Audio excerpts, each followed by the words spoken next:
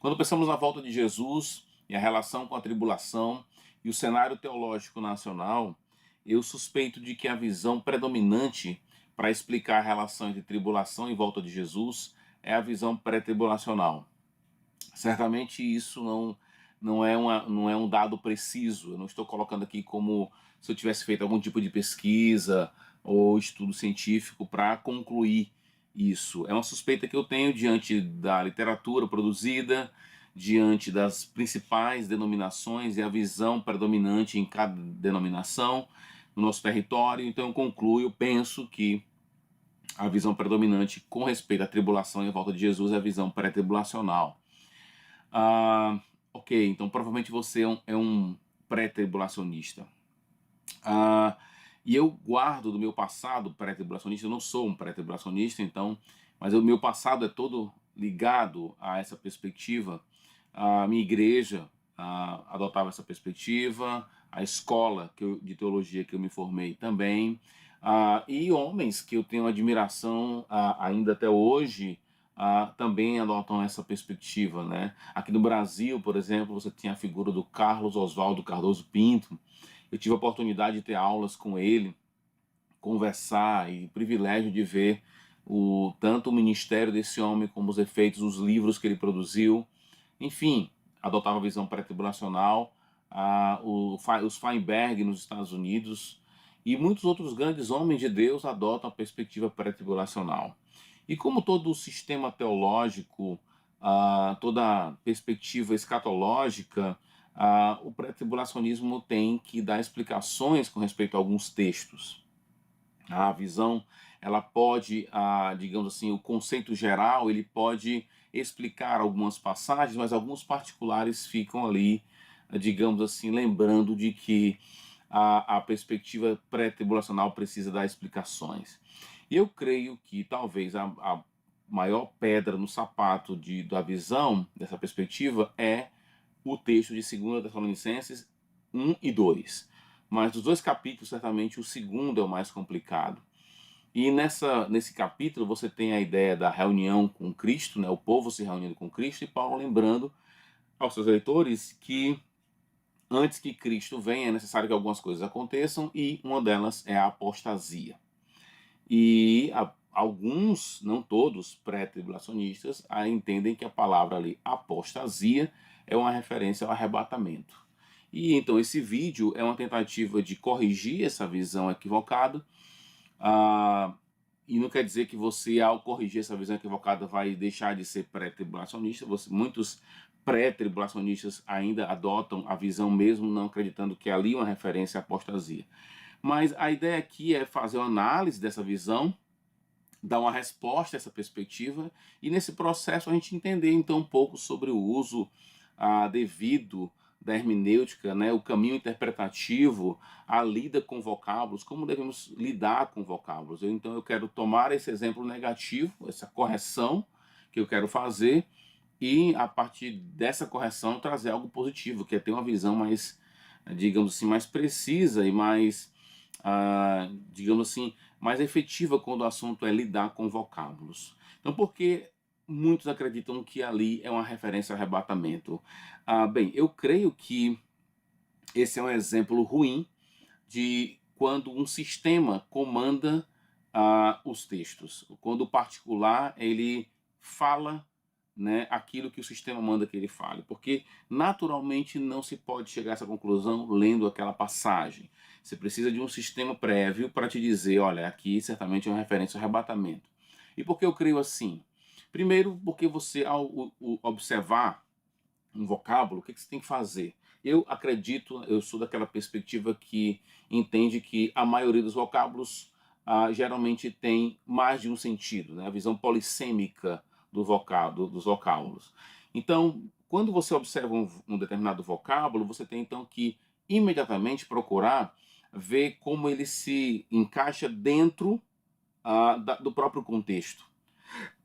E depois, certamente, em um outro momento, como ele se relaciona com textos mais próximos, talvez dentro do próprio documento.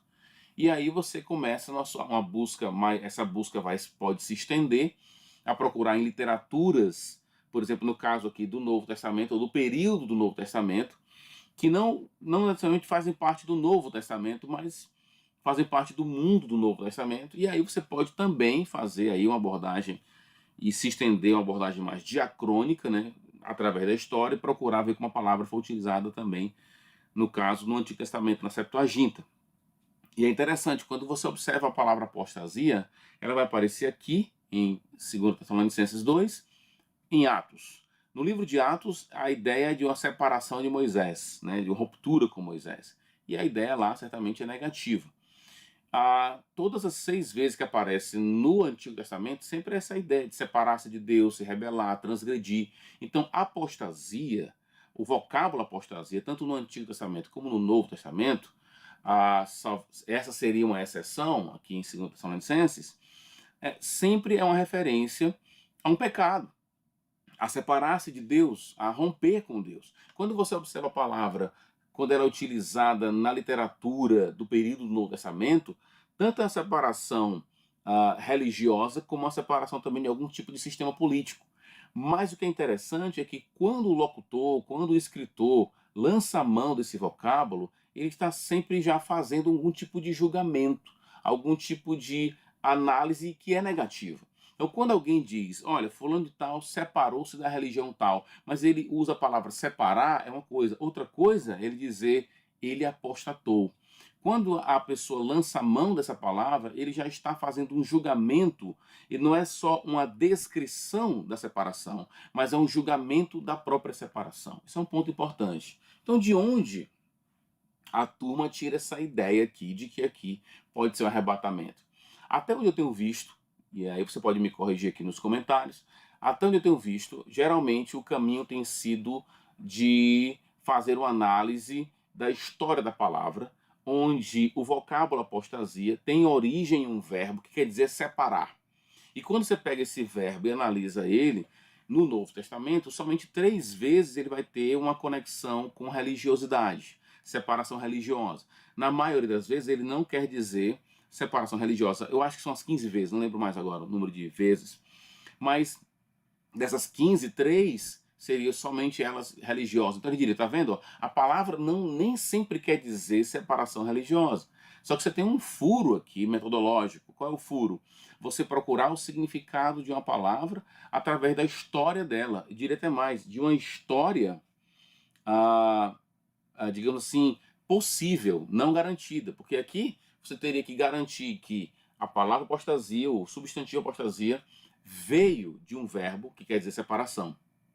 E que essa separação necessariamente quer dizer que é religiosa. Só que o significado do substantivo, mesmo que você provasse que aquele substantivo veio daquele verbo, não quer dizer que o substantivo tem a mesma carga semântica do verbo. Isso é uma falácia terrível que a gente não quer cometer. Isso é um furo antigo que, certamente, se você tiver um pouquinho de conhecimento do uso da linguagem, você não queria se utilizar de um mecanismo ou desse tipo de raciocínio que não faz o menor sentido, é falacioso. Você querer procurar na palavra apostasia um sentido positivo. A palavra sempre tem uma carga negativa. O Erickson chama isso de contrabandear significado. É um significado contrabandeado. Você pega um significado ali e traz para cá para o texto. E não é o caso aqui. Eu creio que não é só contrabandeado, é o contrário. Porque a palavra apostasia, ela sempre faz uma referência, tanto no Novo Testamento, como no período neotestamentário, como no Antigo Testamento. É uma separação de Deus, é algo pecaminoso. Tá? E como é que você usa o mesmo vocábulo para falar de uma separação que é para Deus e não de Deus? Para mim, isso é o antônimo, é o contrário do significado da palavra. Tá? Eu creio sim que, mesmo acreditando que uma palavra pode ter vários sentidos, ou seja, a visão polissêmica, eu creio que uma palavra ela pode ter um tipo de núcleo semântico que se mantém em todas as vezes que aparece, mesmo que os significados sejam distintos nas passagens, parece que em alguns casos, algumas palavras mantêm algum tipo de núcleo semântico. No caso da palavra apostasia, sim, há um núcleo semântico. Eu creio que sempre envolve separação, ruptura, abandono, mas esse abandono ele é visto de forma negativa. Então, no próprio núcleo semântico, eu diria que não é só a ideia de separação. é separação pecaminosa, é abandono do certo. Então, como uma palavra como essa pode descrever o grande evento que é a volta de Cristo, o encontro do seu povo com a pessoa de Cristo? Não faz o menor sentido. Então, o que eu diria aqui é, se você é pré-tribulacionista, dê uma atenção redobrada a essa passagem e, sinceramente, não utilize desse raciocínio, desse sistema de entendimento para tentar justificar um arrebatamento nessa passagem. O contexto dessa passagem, quando você compara, por exemplo, com o sermão escatológico de Jesus, você vê claramente que o período que antecede a volta de Cristo é marcado pelo esfriamento, pela falta de amor, pela apostasia, pela separação de Deus. Faz muito mais sentido, tanto em termos lexicais, como em termos também intertextuais. Então, eu diria que você pode ainda até continuar sendo um pré-tribulacionista, mas certamente lançar a mão desse raciocínio nessa passagem é um furo no uso e no entendimento de como lidar com o vocábulo. Então eu espero que, se você é pré-tribulacionista, pense nisso. Se você não é, que você também perceba se você não está cometendo essa mesma falácia ou esse mesmo tipo de raciocínio, onde muitas vezes o que a palavra acaba dizendo, o que o sistema teológico prévio já determinou que ela falasse. Isso é muito ruim. Então que isso sirva de lição para todos nós, que possamos analisar os vocábulos de uma maneira mais precisa, mais cuidadosa na nossa análise do texto sagrado, ok? Abração a todos, espero que eu tenha ajudado de alguma maneira. Valeu!